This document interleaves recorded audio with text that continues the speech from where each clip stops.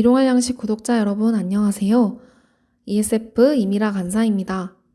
6월 6일 일용할 양식 고린도전서 10장 1절에서부터 13절의 말씀입니다. 한때 인간의 욕심은 끝이 없고 같은 실수를 반복하지 라는 말이 유행했었습니다. 본문 말씀 속 고린도 교회가 마치 이런 상황 속에 있는 것 같아 보입니다. 고린도 교회는 모든 언변과 지식이 풍족했으며 그리스도의 증거가 견고했고 다양한 은사를 통한 놀라운 경험을 가진 교회였습니다. 그러나 그 특별함은 되려 그들에게 올무가 되었습니다. 특히 오늘 본문에서는 우상숭배, 음행, 하나님을 시험하고 원망하였던 과거 이스라엘 조상들의 뼈 아픈 실수와 실패의 역사를 말씀하고 있습니다.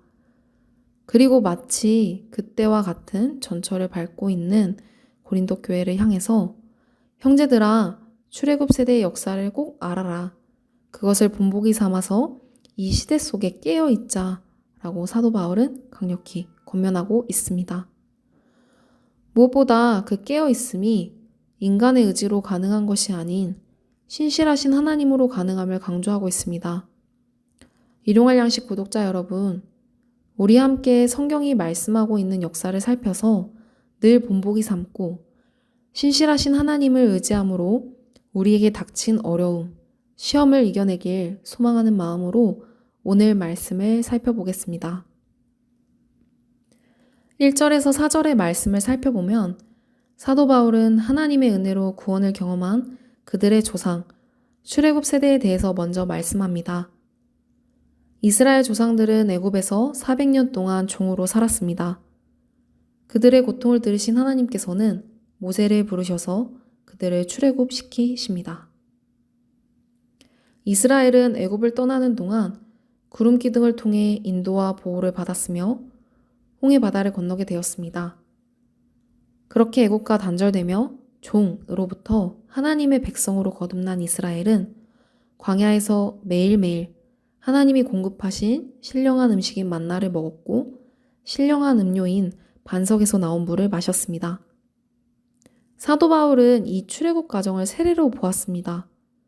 그리고 출애굽 백성의 목마름을 채운 물이 솟아났던 반석을 그리스도로 해석하고 있습니다. 과거에 출애굽을 통해 구원을 경험했던 이스라엘 백성과 마찬가지로 고린도 교회 성도들도 세례를 받았고 예수님의 말씀을 받아 먹으며 예수님의 말씀을 통해 주신 성령의 채우심 속에 거한 상태가 되었습니다. 그런데 사도 바울은 이스라엘 조상들이 구원받은 밝은 역사만 말씀하지 않습니다. 5절을 보면 구원받은 출애굽 세대 다수가 광야에서 멸망을 받았다라며 이스라엘의 어두운 역사도 말씀하고 있습니다. 출애굽을 경험한 이스라엘 다수가 광야에서 멸망당했던 이유는 무엇이었을까요? 그들의 삶이 하나님이 보실 때 기쁘시지 않았기 때문입니다.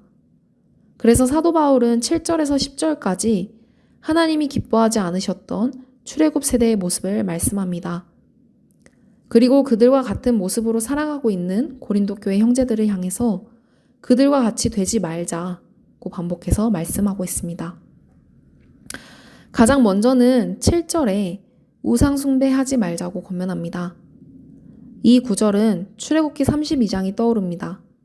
모세가 40일 동안 시내산에서 말씀을 받고 있을 때 산 아래에 있던 이들은 금송아지를 만들고 앉아서 먹고 마시며 일어나서 뛰어놀고 있었습니다.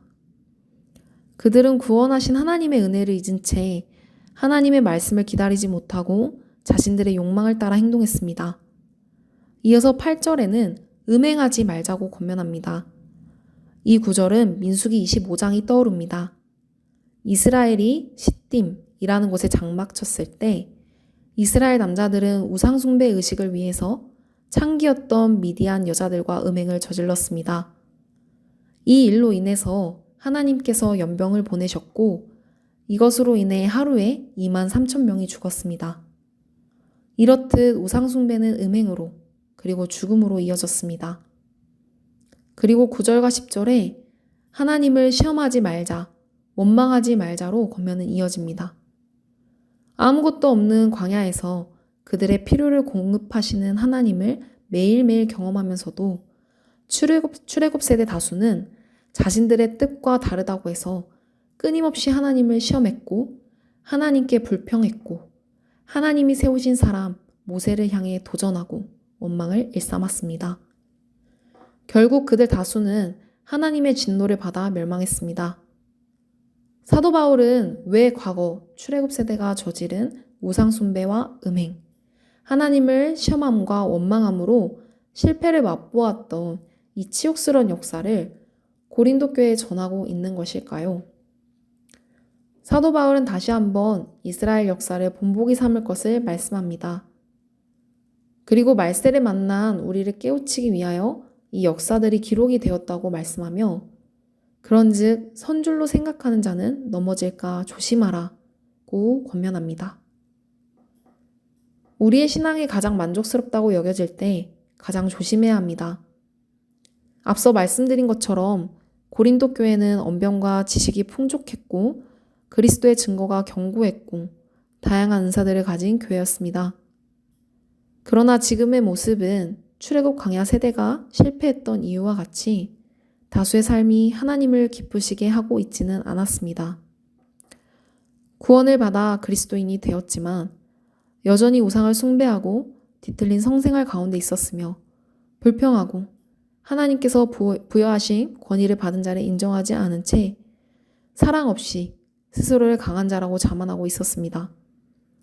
자만함에 빠진다면 출애굽을 경험한 세대가 그랬듯 그리고 고린도 교회 성도들이 그랬듯 오늘을 살아가고 있는 우리도 죄로부터 타협하고 부도덕함의 유혹을 받게 될 것입니다.